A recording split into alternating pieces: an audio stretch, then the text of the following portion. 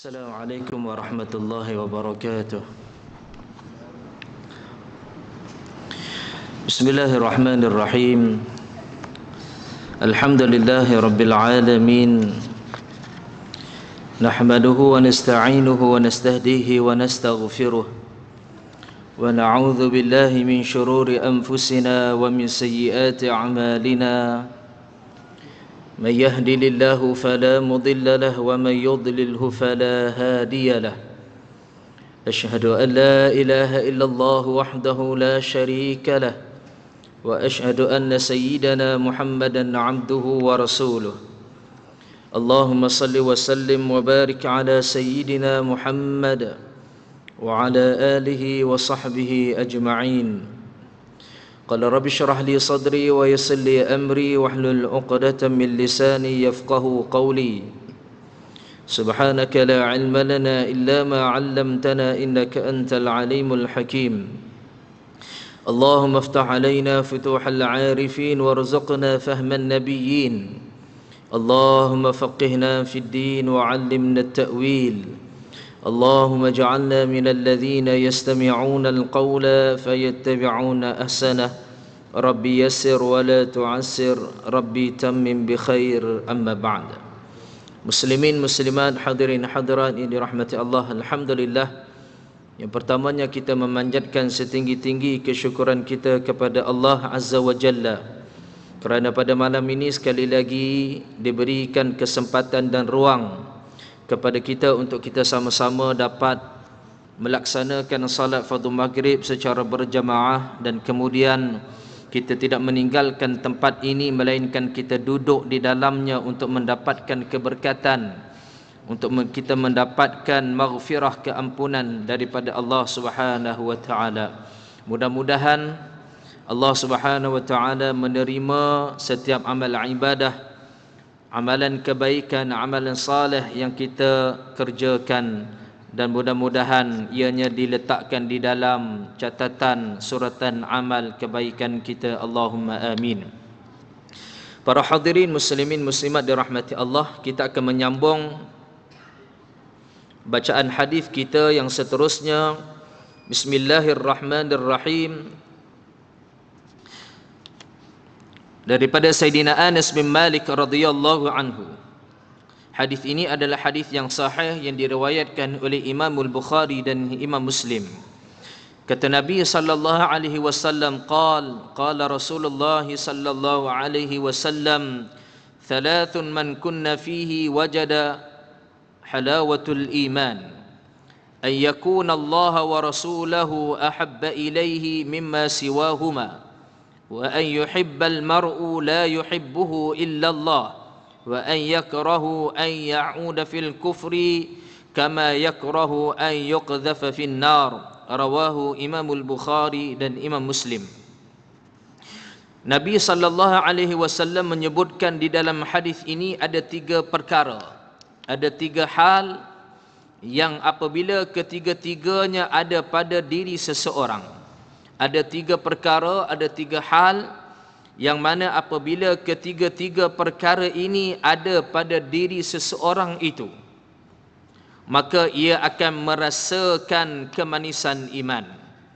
Apabila ada ketiga-tiga perkara ini pada seseorang, maka akan ada pada dirinya ataupun dia akan merasakan pada dirinya kemanisan iman. Yang pertama, Allah dan Rasulnya lebih ia cintai dari selain keduanya. Yang pertama, kata Nabi sallallahu alaihi wasallam, Allah dan Rasulnya lebih ia cintai dari selain keduanya. Yang kedua, kata Nabi sallallahu alaihi wasallam, mencintai seseorang hanya kerana Allah. Kasih dan cinta kepada seseorang kerana Allah Subhanahu wa taala. Dan yang ketiga, tidak suka kembali kepada kekufuran, sebagaimana ia tidak suka dimasukkan ke dalam api neraka Allah Subhanahu wa taala. Para hadirin muslimin muslimat dirahmati Allah sekalian, perbincangan di dalam hadis ini adalah berkaitan tentang kemanisan iman. yang Nabi SAW menyebutkan 3 perkara yang apabila ada kepada diri kita ketiga-tiga perkara ini, maka adanya halawatul iman, kelazatan, kemanisan iman kita. Kerana iman ni tuan-tuan dirahmati Allah sekalian, ianya adalah satu perkara yang begitu mahal, yang mana iman ini tidak boleh diwarisi. Ya, iman ini ia tidak boleh diwarisi. Kalau ayahnya sebagai seorang yang bertakwa, belum tentu anaknya itu memiliki iman yang sempurna. Kerana iman ini adalah merupakan suatu pemberian yang Allah Subhanahu wa taala berikan kepada seseorang, yang mana dia kena, apabila adanya iman, dia kena jaga. Dia kena jaga iman, dia kena semai imannya. Ya. Jaddidu imanakum, pembaharuilah iman kamu. Dengan apa dia? Dengan menyebut la ilaha illallah. Ya, sebab itu Imamul Bukhari ketika mana hadis ini, Imamul Bukhari mengatakan ya, kemanisan iman itu apa dia? Yaitu menggambarkan iman ataupun kalimat tauhid itu, la ilaha illallah itu ibarat seperti mana? Yang mana seperti pohon yang baik. Ya, Imamul Bukhari menyebutkan kalimat tauhid ataupun iman itu seperti ibaratnya pokok yang baik. Pokok itulah iman, dan kemudian katanya yang mana ya cabangnya adalah rukun Islam. Ya, pokok itu adalah iman, kalimat tauhid, la ilaha illallah. Ya, kita sebutkan, banyak kita sebut la ilaha illallah. Itu adalah kalimat tauhid, kalimat iman. Ya, kita menafikan tidak ada Tuhan yang kita sembah melainkan Allah. Ya, kita sebut sentiasa, kita basahkan lidah kita dengan kita menyebut kalimat tersebut. Afdalu dzikri la ilaha illallah. Sebaik-baik zikir adalah kalimat tauhid. Apa dia? Kalimat la ilaha illallah. Sebab itu kata Nabi sallallahu alaihi wasallam, tuan-tuan, sesiapa yang mengakhiri kalamnya dengan menyebutkan kalimah la ilaha illallah, wajabat lahul jannah, wajib baginya syurga. Kita nak kematian kita, tuan-tuan, kalam kita yang terakhir, ucapan kita yang terakhir yang keluar daripada mulut kita, lidah yang kita gunakan untuk kita mengungkapkan kalimat yang terakhir dalam hidup kita, apa dia? La ilaha illallah. Pernah tak ada terlintas begitu? Pernah tak kita berniat begitu? Yang mana kita minta supaya kalimat yang terakhir sebelum nyawa kita ditarik keluar oleh malaikat, pernah tak kita minta kepada Allah yang mana kita nak supaya kalimat yang terakhir yang keluar daripada mulut kita, lidah yang bergerak itu, dia menyebut kalimat la ilaha illallah.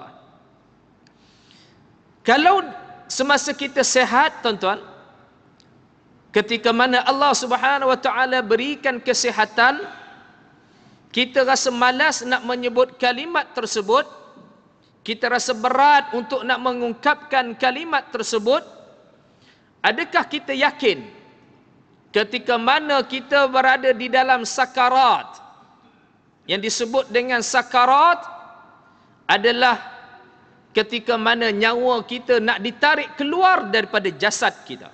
Itu sakarat. Nabi SAW menggambarkan bagaimana baginda juga mengalami situasi tersebut. Baginda Nabi SAW juga menerima ataupun baginda juga terkena dengan sakarat. Sehingga kan Nabi SAW ketika mana menahan sakarat, berpeluh wajah Nabi SAW. Lalu baginda meminta Sayyidatina Fatimah membawa satu bejana yang diisi dengan air, maka Nabi sallallahu alaihi wasallam berdoa, Allahumma a'inni ala sakarat. Ya Allah, kau bantukanlah aku dalam aku bertemu dengan sakarat. Baginda mencelupkan tangannya di dalam air, lalu Nabi sallallahu alaihi wasallam mengusap wajah baginda yang mulia. Nak cerita tentang dirahmati Allah, begitu pedihnya sakarat, yang mana semua manusia ketika nak bertemu dengan kematian akan bertemu dengan sakarat. Ya. Pada ketika itu, tuan-tuan dirahmati Allah sekalian, kalaulah ketika mana kita sehat, kita susah nak menyebut kalimat la ilaha illallah, kalimat tauhid, maka adakah kita rasa kita boleh sebut ketika mana sakarat datang kepada kita? Sebab itu tuan-tuan dirahmati Allah sekalian, ketika mana kita sehat ni, ketika mana kita masih lagi mudah nak menyebut zikir ini, maka perbanyakkanlah kita menyebut la ilaha illallah. Ya, banyakkan kita menyebut kalimat tauhid ini. Imamul Bukhari menyatakan yang mana kalimat tauhid ini ibaratnya seperti pokok. Maka rukun Islam itu adalah cabangnya. Ya, rukun Islam itu adalah cabangnya. Ya, rukun Islam apa dia? Yang mana kita sebut dengan syahadah, yang mana kita sebut dengan mendirikan salat, ya, berpuasa, mengeluarkan zakat, ya, kemudian haji, itu adalah merupakan rukun Islam yang mana ia adalah merupakan cabang. Manakala rantingnya yang disebutkan oleh Imamul Bukhari, yang mana rantingnya itu adalah ibadah-ibadah yang fardu dan ibadah yang sunnah. Ya, salat kita, ibadah-ibadah yang fardu, yang wajib. Ya, itu merupakan rantingnya tuan-tuan dirahmati Allah sekalian. Ditambah dengan ibadah-ibadah yang sunnah. Jangan kita nak hanya memikirkan ataupun jangan kita hanya nak pastikan ibadah yang wajib semata-mata. Kita kena tambah dengan ibadah-ibadah yang sunnah, tuan-tuan. Kenapa? Kerana kita banyak kelemahan, tuan-tuan. Dalam kita melaksanakan ibadah yang fardu, terkadang ada kelemahan dalam kita melaksanakan ibadah tersebut. Sebagai contoh, salat itu sendiri. Yang mana kalau salat yang fardu, dalam salat tu pun ada kekurangan yang kita buat. Kadang-kadang dalam salat kita tak khusyuk, tuan-tuan. Kadang-kadang dalam salat kita ada kelemahan-kelemahannya, maka ditampung dengan ibadah-ibadah yang sunnah, iaitu di antaranya ibadah sunnah apa dia? Salat qabliyah ba'diyah. Begitu juga dengan salat yang disebut dengan nawafil ataupun salat tahajud, bangun pada sepertiga malam. Ini semua diajarkan oleh baginda Nabi sallallahu alaihi wasallam. Kalaulah ianya tidak memberikan satu perkara yang penting, maka sudah tentu Nabi sallallahu alaihi wasallam tidak akan mengajarkan, tidak menunjukkan kepada kita semua. Baginda Nabi sallallahu alaihi wasallam amat menjaga salat qabliyah ba'diyah. Baginda Nabi sallallahu alaihi wasallam sangat menekankan salat nawafil pada sepertiga malam. Ini yang Nabi sallallahu alaihi wasallam ajarkan kepada kita. Maka ianya sebagai menampung kekurangan ataupun mungkin ada kecacatan dalam ibadah fardu kita. Begitulah juga dengan ibadah puasa kita. Puasa Isnin dan Khamis sebagai contoh. Puasa-puasa sunat yang lainnya. Dan begitulah juga dengan zakat ditampung dengan sedekah kita, dengan infak kita. Begitulah juga dengan haji ditampung dengan ibadah umrah kita. Semua diajarkan oleh Nabi sallallahu alaihi wasallam. Maka rantingnya tuan-tuan dirahmati Allah Subhanahu wa taala ialah ibadah-ibadah yang fardu, begitu juga dengan ibadah-ibadah yang sunnah. Baik. Jadi apabila kita sebut dengan halawatul iman, kemanisan iman, yang mana nak mencapai halawatul iman, yang pertama yang disebutkan oleh baginda Nabi sallallahu alaihi wasallam iaitu kecintaan kita kepada Allah Azza wa Jalla. Subhanallah, tuan-tuan. Ya, nak merasai kemanisan iman, halawah ni tuan-tuan, kemanisan ni kalau ada dalam hati kita, ada pada diri kita, ada pada kalbu kita tuan-tuan, ada pada fuad, yang mana apabila halawah itu telah melekat di dalam hati kita, insya-Allah dia akan ada kelazatan dalam kita beribadah kepada Allah. Akan ada kelazatan dalam kita beriman kepada Allah Subhanahu wa taala, merasai betapa manisnya keimanan kita kepada Allah Subhanahu wa taala, keimanan kita kepada Rasul, keimanan kepada perkara-perkara yang telah disebutkan oleh Nabi sallallahu alaihi wasallam, ya, yang diperintahkan oleh Allah Subhanahu wa taala kepada kita. Yang pertamanya, kata Nabi sallallahu alaihi wasallam, menambah kecintaan kita kepada Allah Subhanahu wa taala.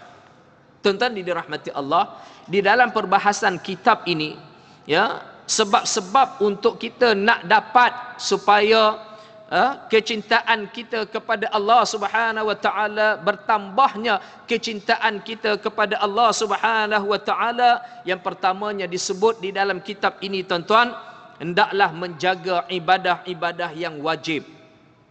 Ya, sebab untuk kita dapat menambah keimanan kita kepada Allah, yang pertamanya kata ulama, mestilah kita menjaga ibadah-ibadah yang fardu, ibadah-ibadah yang wajib tuan-tuan. Ya, jaga, jangan kita cuai, jangan kita tinggalkan ibadah-ibadah yang fardu. Ya, ibadah-ibadah yang fardu ini merupakan rukun Islam yang disebutkan bunyal Islam, dibina Islam. Maknanya tuan-tuan, apa dia? Apabila disebut dengan dibina, maknanya ia adalah asas. Bunyal Islamu ala khamsin, dibina akan agama Islam itu atas 5 dasar.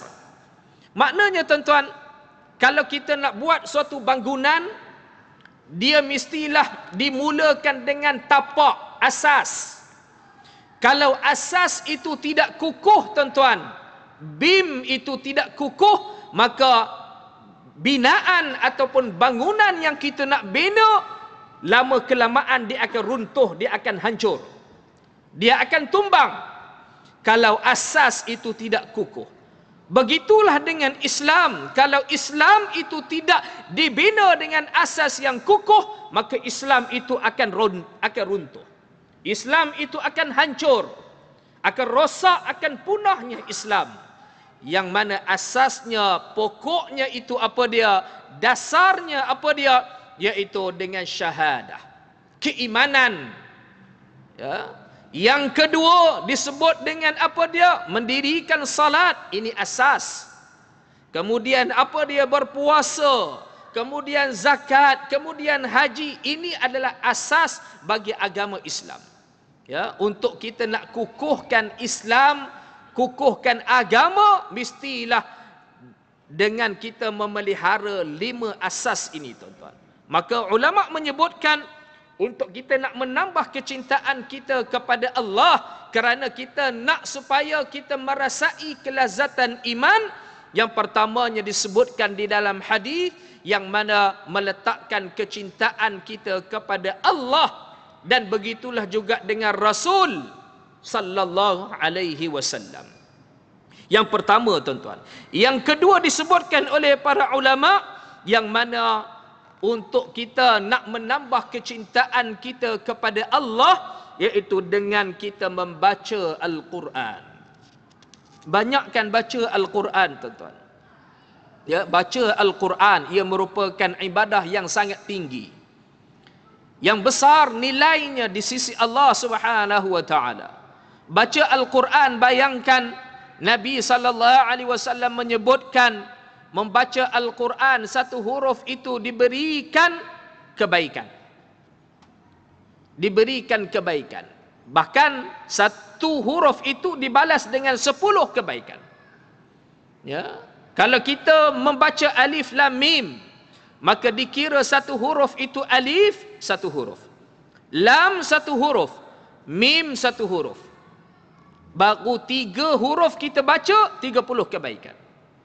Bayangkan kalau kita membaca ribuan huruf, ataupun satu muka daripada Al-Quran, ataupun kita membaca satu juzuk daripada Al-Quran, berapa huruf yang telah kita ungkapkan, yang kita lafazkan. Cuba bayangkan bagaimana Allah Subhanahu wa taala menyediakan ganjaran, pahala, kebaikan bagi orang yang membaca Al-Quran. Maka membaca Al-Quran ini salah satu cara ataupun sebab untuk menambah kecintaan kita kepada Allah Subhanahu wa taala. Kerana kecintaan kita kepada Allah menyebabkan halawatul iman, kemanisan iman itu melekat di dalam hati kita. Baca Al-Quran, tuan-tuan. Ya, banyakkan baca Al-Quran. Ya, kalau boleh letakkan target sehari kita baca satu muka, tuan-tuan. Sibuk macam mana sekalipun, satu hari pastikan kita baca Al-Quran satu muka. Ya, boleh? Jawapannya boleh. Ya, kalau kita boleh baca akhbar, kalau kita boleh baca apa? Bermacam-macam bacaan, kenapa tidak dengan membaca Al-Quran satu muka sehari? Itu sekurang-kurangnya, tuan-tuan. Sekurang-kurangnya. Kalau dapat setengah juzuk, ia lebih baik. Ya. Tetapi mulakan dahulu dengan satu muka. Kemudian mungkin boleh ditambah dengan 2 muka. Ataupun mungkin selepas daripada itu, selesai saja daripada solat fardu, baca satu muka. Maknanya sehari kita baca 5 muka. 2 hari, tuan-tuan dirahmati Allah sekalian, kita baca satu juzuk. Ini yang kita kena letakkan target dalam hidup kita, tuan-tuan. Apatah lagi usia kita menginjak ke angka yang lebih besar, menunjukkan apa dia? Dekatnya kita untuk bertemu dengan Allah Subhanahu wa taala. Ya, apabila umur kita meningkat, menginjak umur yang lebih besar, angkanya, maknanya dekatnya kita dengan Allah Subhanahu wa taala. Dalam erti kata yang lain, hampirnya kita nak bertemu dengan kematian. Jangan kita di atas dunia ketika mana kita sihat, Allah berikan umur kepada kita, kita lagi malas nak baca Al-Quran. Masih lagi rasa malas nak membaca Al-Quran. Masih lagi malas untuk nak belajar Al-Quran.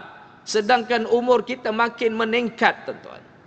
Baca Al-Quran, ia adalah merupakan salah satu tanda untuk menyebabkan kita cinta kepada Allah, kasih kepada Allah Subhanahu wa taala. Perkara yang ketiga, kata para ulama, untuk menjadi sebab mudah untuk kita cinta kepada Allah, kasih kepada Allah Subhanahu wa taala, dengan kita banyakkan ataupun dengan sentiasa kita berzikir kepada Allah Subhanahu wa taala. Ya, berzikir kepada Allah. Ya, zikir kepada Allah Subhanahu wa taala banyaklah. Kalau kita nak pilih zikir-zikir yang diajarkan oleh Nabi sallallahu alaihi wasallam, ya, zikir ni ya banyak yang Nabi sallallahu alaihi wasallam ajarkan kepada kita, sehingga kan Imam Nawawi meletakkan satu kitab yang namanya Al-Adhkar. Ya, satu kitab yang Imam Nawawi khususkan, di dalam itu dihimpunkan bagaimana zikir-zikir yang ma'thur daripada Nabi sallallahu alaihi wasallam. Ya, zikir ni, tuan-tuan, ya, yang mana Allah Subhanahu wa taala sebut, ala bi dzikrillah tatma'innul qulub. Ketahuilah, dengan kamu berzikir kepada Allah, dengan kamu ingat kepada Allah, maka hati kamu akan menjadi tenang. Ya, tidak ada cara lain untuk mendapat ketenangan daripada Allah Subhanahu wa taala. Ketika mana kita kusut, ketika mana kita ditimpa dengan bermacam-macam masalah sehingga akan menyebabkan kita ni rasa tak tenang, cara ataupun jalannya adalah dengan kita berzikir kepada Allah, dengan kita mengingati Allah. dengan kita menunaikan salat 2 rakaat sebagai contoh, dengan kita berzikir kepada Allah, ya, sibukkan diri kita dengan kita berzikir kepada Allah, ini akan mententeramkan hati kita. Ya, kita akan lupa masalah-masalah yang kita alami. Allah Subhanahu wa taala akan permudahkan segala urusan kita dengan kita berzikir kepada Allah Subhanahu wa taala. Satu ketika Nabi sallallahu alaihi wasallam menyebutkan kepada Sayyidina Mu'adz bin Jabal. Nabi pesan kepada Sayyidina Mu'adz, "Wahai Mu'adz, selesai daripada salat, jangan kamu lupa untuk kamu menyebut kalimat Allahumma a'inni ala zikrika wa syukrika wa husni ibadatik." Ini zikir yang Nabi ajarkan kepada sahabat ini, tuan-tuan. Selesai daripada salat, jangan kamu tinggalkan untuk kamu membaca zikir ini. Allahumma a'inni ala zikrika wa syukrika wa husni ibadatik. Boleh juga kita jadikan sebagai bentuk doa, tuan-tuan. Ya, Allahumma a'inni ala zikrika wa syukrika wa husni ibadatik. Zikir kita kepada Allah Subhanahu wa taala. Nabi menyebutkan kalimatani habibatani ila Rahman. 2 kalimat yang mana dicintai oleh Allah. Ar-Rahman. Apa dia? Thaqilatani fil mizan khafifatani 'ala lisan. 2 kalimat ini yang Nabi sallallahu alaihi wasallam sebut khafifatani 'alal khafifatani 'alal lisan, thaqilatani fil mizan, berat pada timbangan, ringan pada lidah untuk mengucapkannya. Ya, mulut mudah untuk mengucapkan kalimat ini, tetapi berat timbangan mizan Allah Subhanahu wa taala. Neraca kebaikan itu berat apabila diletakkan 2 kalimat ini, yaitu apa dia? Subhanallahi wa bihamdihi subhanallahil azim. 2 kalimat yang kita kena zikir, yang kita kena sebut sebanyak-banyaknya, tuan-tuan. Ya, subhanallahi wa bihamdihi subhanallahil azim. Begitulah juga dengan zikir kalimat tauhid yang kita telah sebutkan tadi, la ilaha illallah. Baik, yang ketiga. Yang keempat, tuan-tuan dirahmati Allah, disebut oleh para ulama, yang mana taqarrub, ya, mendekatkan diri kepada Allah Subhanahu wa taala. Taqarrub ila Allah. Ya, cara untuk kita nak menambah kecintaan kita kepada Allah dengan kita taqarrub ila Allah, dekatkan diri kita kepada Allah. Dekatkan diri kita kepada Allah, tuan-tuan dirahmati Allah, banyak jalannya, hubungannya. Salah satunya, tuan-tuan dirahmati Allah, dengan kita banyakkan buat muhasabah diri kita, tuan-tuan. Ya, banyak buat muhasabah diri kita. Muhasabah diri ini, tuan-tuan, ianya satu perkara yang sangat bernilai. Ya, sebab itu Sayyidina Ali radhiyallahu anhu mengatakan, hasibu anfusakum qabla an tuhasabu. Hisablah diri kamu, buat muhasabah diri. Ya, buat muhasabah diri. Hasibu anfusakum qabla an tuhasabu, sebelum diri kamu dihisab oleh Allah Subhanahu wa taala. Kenapa Islam menganjurkan kepada kita untuk buat muhasabah diri, tuan-tuan? Sebabnya apabila kita buat muhasabah diri, akan kita tahu kelemahan, kekurangan pada diri kita.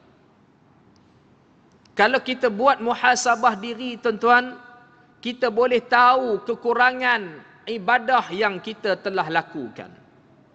Ya, ibadah-ibadah yang fardu, ibadah-ibadah yang sunat, amalan-amalan saleh kita, dengan kita muhasabah diri, kita boleh sedar.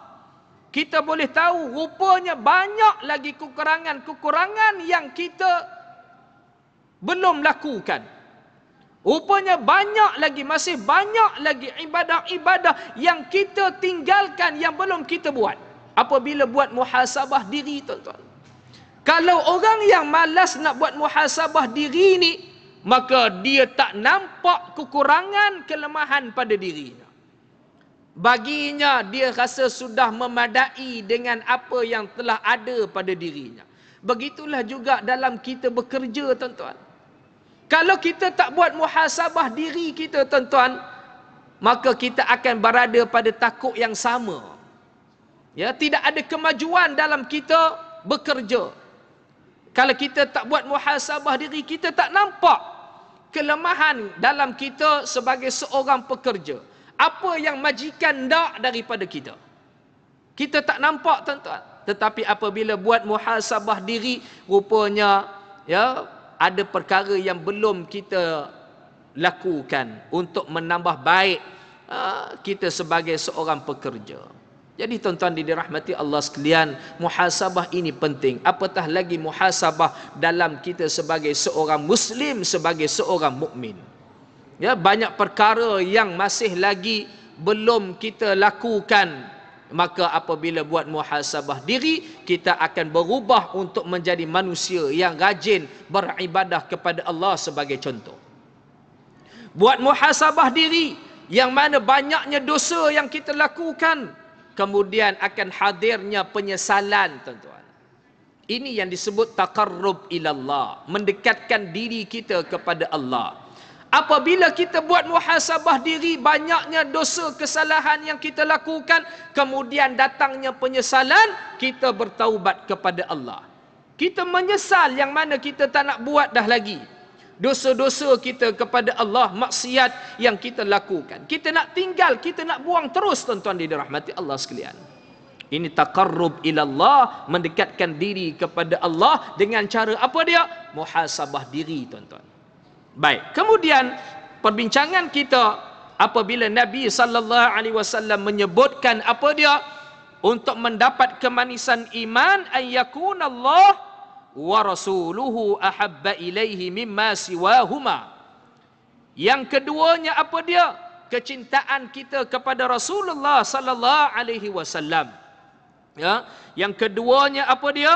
Yaitu cinta kepada Nabi sallallahu alaihi wasallam. Cinta kepada baginda, tuan-tuan dirahmati Allah, ya, banyak cara ya, yang telah diajarkan oleh baginda Nabi sallallahu alaihi wasallam. Di antaranya disebutkan oleh para ulama di dalam kitab ni untuk menambah kecintaan kita kepada Rasulullah sallallahu alaihi wasallam, iaitu dengan kita menyedari betapa besarnya anugerah yang Allah Subhanahu wa taala berikan kepada kita baginda Nabi sallallahu alaihi wasallam. Subhanallah, tuan-tuan. Kalau kita merasai yang mana kehadiran baginda itu, Allah Subhanahu wa taala mengutuskan baginda itu kepada kita, kepada umat akhir zaman, maka ya akan adanya di dalam hati kita satu perasaan cinta dan kasih kepada Nabi sallallahu alaihi wasallam. Anugerah yang cukup bernilai, anugerah yang sangat besar yang Allah Subhanahu wa taala berikan kepada umat akhir zaman, iaitu kehadiran Nabi sallallahu alaihi wasallam, kelahiran baginda Nabi sallallahu alaihi wasallam. Sebab itu ada satu ayat yang biasa sangat kita dengar, bagaimana Allah Subhanahu wa taala menyebutkan, wa ma arsalnaka illa rahmatan lil alamin. Tidak aku utuskan engkau wahai Muhammad melainkan untuk membawa rahmat bagi sekalian alam. Tuan-tuan dirahmati Allah, saya nak kongsikan bersama dengan tuan-tuan.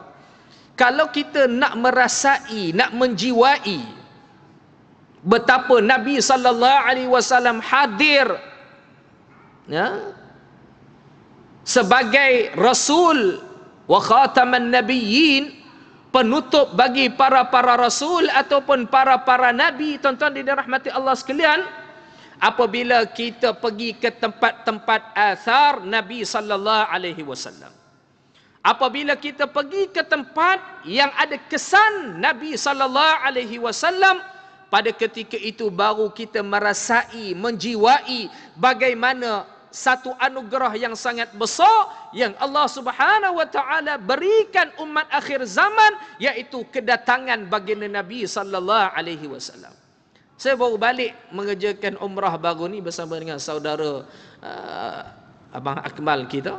Ya, pergi melaksanakan ibadah umrah. Ya, berkesempatan untuk saya membawa ke tempat-tempat athar Nabi sallallahu alaihi wasallam.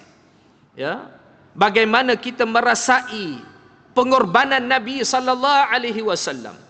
Bagaimana kita merasai detik-detik kesedihan Nabi sallallahu alaihi wasallam. Kita merasai bagaimana saat Nabi sallallahu alaihi wasallam diusir daripada kampung halamannya. Kita merasai, menjiwai bagaimana Nabi sallallahu alaihi wasallam ketika mana meninggalkan sementara penduduk-penduduk Makkah yang pada ketika itu dalam akhlak yang begitu teruk, Nabi sallallahu alaihi wasallam menyendiri di Gunung Jabal Nur. Ya, saya panjat di Jabal Nur tu tuan-tuan dirahmati Allah sekalian, tak pernah pun niat nak panjat tuan-tuan dirahmati Allah sekalian. Walaupun pergi dah sebelum daripada ni beberapa kali, tak pernah pun terlintas nak panjat tuan-tuan dirahmati Allah sekalian, tetapi pada kali ini akhirnya berjaya. Apabila dipujuk untuk panjat, akhirnya panjat tuan-tuan. Subhanallah, begitu tingginya tuan-tuan. Jabal Nur tu tinggi rupanya. Nampak macam rendah tuan-tuan, bila panjat baru tahu tingginya. Apabila panjat tuan-tuan, apabila mendaki gunung tu, akhirnya sampai ke puncak. Apa yang saya nak sebut tuan-tuan dirahmati Allah sekalian, apabila kita melihat athar, kesan peninggalan Nabi sallallahu alaihi wasallam, tempat yang mana dijejak oleh Nabi sallallahu alaihi wasallam, peristiwa-peristiwa yang berlaku kepada Nabi sallallahu alaihi wasallam, pada ketika itu baru kita menjiwai, baru kita merasakan betapa cintanya kita kepada Nabi sallallahu alaihi wasallam. Betapa harusnya, betapa wajibnya untuk kita mencintai Nabi sallallahu alaihi wasallam, kerana kita merasai pada ketika itu Nabi sallallahu alaihi wasallam amat cinta kepada kita.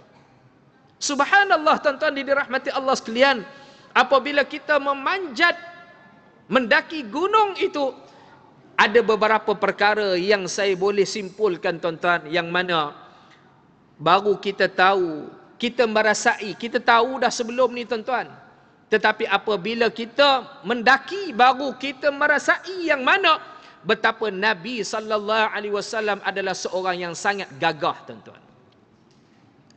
Ya, kita ni panjat dah ada tangga. Ya, dah ada tangga elok, susun, naik begitu saja. Bayangkan Nabi sallallahu alaihi wasallam ketika mana mendaki Jabal Nur, pada ketika itu tak ada tangga tuan-tuan. Batu. Betapa gagahnya Nabi sallallahu alaihi wasallam, betapa kuatnya Nabi sallallahu alaihi wasallam.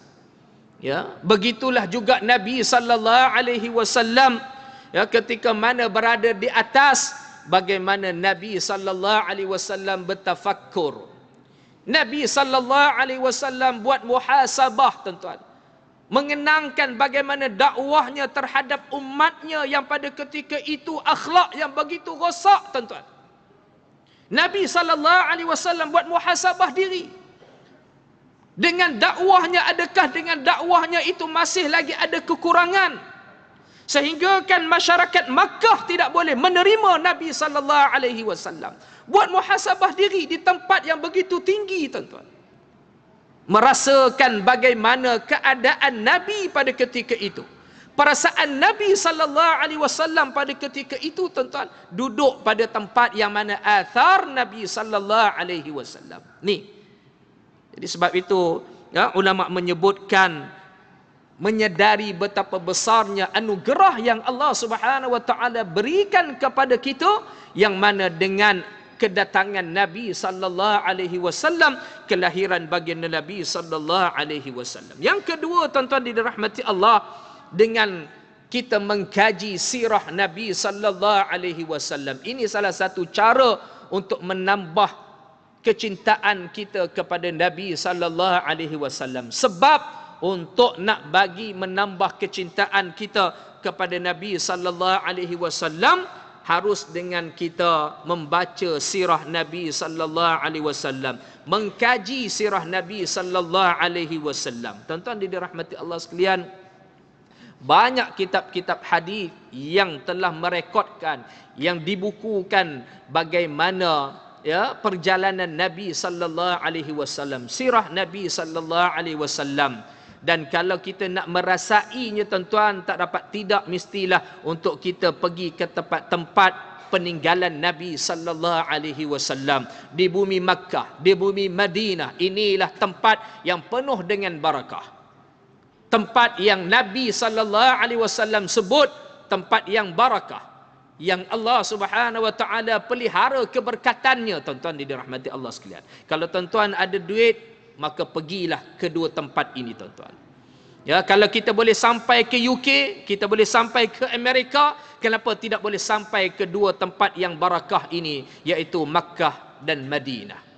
Para hadirin muslimin muslimat dirahmati Allah sekalian, dan yang ketiga cara untuk kita menambah kecintaan kita kepada Nabi sallallahu alaihi wasallam, menyadari bahawa ibadah tidak akan sempurna kecuali dengan adanya kesempurnaan dalam mencintai Nabi sallallahu alaihi wasallam. Tuan-tuan dirahmati Allah sekalian, ya, kalau kita tak meletakkan kecintaan kita kepada Nabi sallallahu alaihi wasallam, maka kita akan sedar yang mana tak sempurna ibadah kita. Kenapa? Sebabnya dengan baginda lah ibadah-ibadah yang kita lakukan itu sempurna. Kerana baginda lah yang mengajarkannya, baginda lah yang menunjukkan jalannya, caranya. Ibadah-ibadah yang telah Allah Subhanahu wa taala perintahkan kepada kita. Kenapa lagi masih tidak ada orang yang tak meletakkan kecintaannya sepenuhnya kepada Nabi sallallahu alaihi wasallam, sedangkan perkara-perkara ini telah jelas yang telah disebutkan oleh para ulama. Para hadirin muslimin muslimat dirahmati Allah sekalian, azan dah ke? Belum lagi. Para hadirin muslimin muslimat dirahmati Allah sekalian, perkara yang ketiga, menyedari betapa yang mana ibadah tidak sempurna kecuali dengan adanya kesempurnaan dalam kita mencintai baginda Nabi sallallahu alaihi wasallam. Sebab itu Nabi sebut, la yu'minu ahadukum hatta akuna ahabba ilaihi min walidihi wa waladihi wan nasi ajma'in. Tidak sempurna iman salah seorang daripada kamu sehinggakan kamu menjadikan diri aku, meletakkan kecintaan kepada diriku melebihi daripada kedua orang tuanya, anaknya dan sekalian orang Islam. Maknanya tak sempurna iman tuan-tuan. Jadi inilah di antara perkara yang kita bincangkan pada malam ini berkaitan tentang halawatul iman, yang mana kena ada dua perkara yang sempat untuk kita bincangkan, iaitu cinta kepada Allah dan cinta kepada Rasulullah, dan sebabnya cara untuk kita mendapatkan kecintaannya telah disebutkan tadi. Mudah-mudahan kita menjadi orang yang cinta kepada Allah dan cinta kepada Rasulullah sallallahu alaihi wasallam.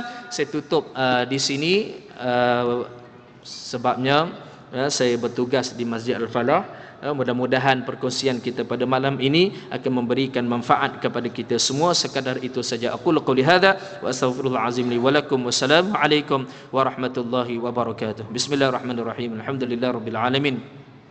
Wassalatu wassalamu ala asyrafil anbiya mursalin wa ala alihi washabihi ajma'in. Allahumma ij'al jam'ana hadza jam'an marhuma wa tafarraqana min ba'dihi tafarruqan ma'suma. Wa sallallahu ala sayyidina Muhammad wa ala alihi washabihi wa baraka wa sallam. Walhamdulillahirabbil alamin. Assalamu alaikum warahmatullahi wabarakatuh.